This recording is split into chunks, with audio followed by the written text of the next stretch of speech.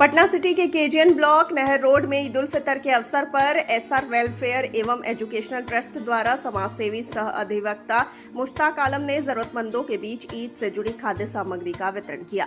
मुश्ताक आलम की अगुवाई में Dargah road, Sandalpur, Arfabad colony, Shahganj, Ambedkar colony सहित विभिन्न क्षेत्रों में 501 मुस्लिम परिवारों के बीच सेवई, सूखा पाउडर, काजू, किशमिश और ईदी का वितरण किया गया।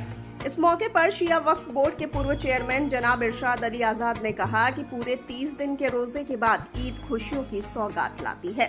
अधिवक्ता मुश्ताक आलम ने कहा कि शनिचरा नहर रोड के आसपास के कई परिवारों के लिए ये किट ईद के दौरान महत्वपूर्ण होती है। बता दें कि ईद किट वितरण समारोह में रागीब अफजल फरा, तकी इमाम, डॉक्टर अकबर अली, डॉक्टर तबरेज, अदनान अली, मोहम्मद शमशाद आलम आदि लोग मौजूद रहे।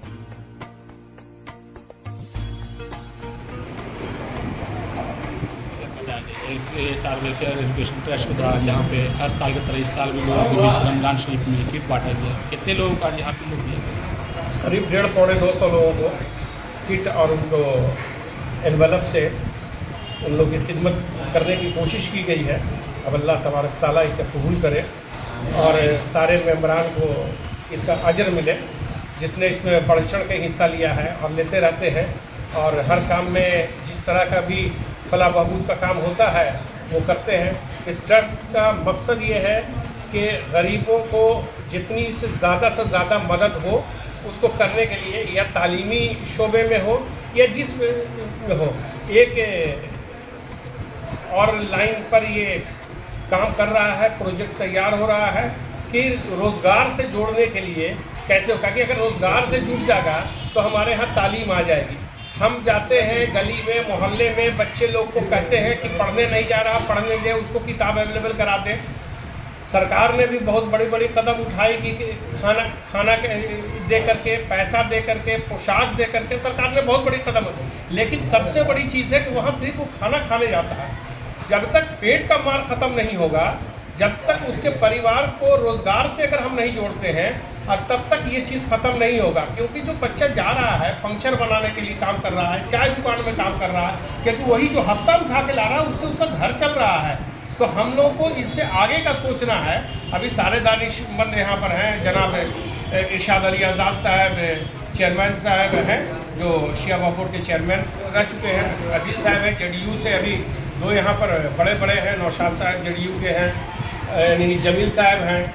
हमारे ये हाई स्कूल के प्रिंसिपल तकी साहब हैं, शकील साहब हैं। सारे लोग हैं और इस ट्रस्ट के बाकी सेक्रेटरी और अहदेदारान लोग, सारे के सारे लोग मौजूद हैं।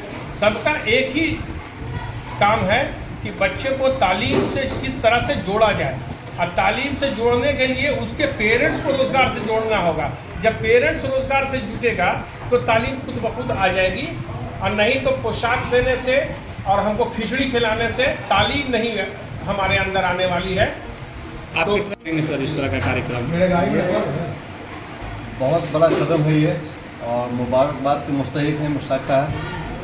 और इसी ट्रस्ट के तहत इनका एक स्कूल भी चल रहा है जिसमें गरीब बच्चों की मदद होती है।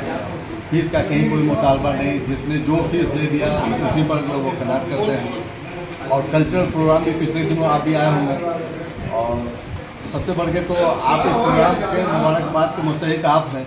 हर तरह के प्रोग्राम में आप जो है आते हैं और हिस्सा लेते हैं, तो गरीबों की बड़ी मदद होती है। और गार्जियन का भी ध्यान रखा जाता है, उसको रोजगार में जोड़ने का जो मामला होता है वो भी उससे जुड़ा हुआ है।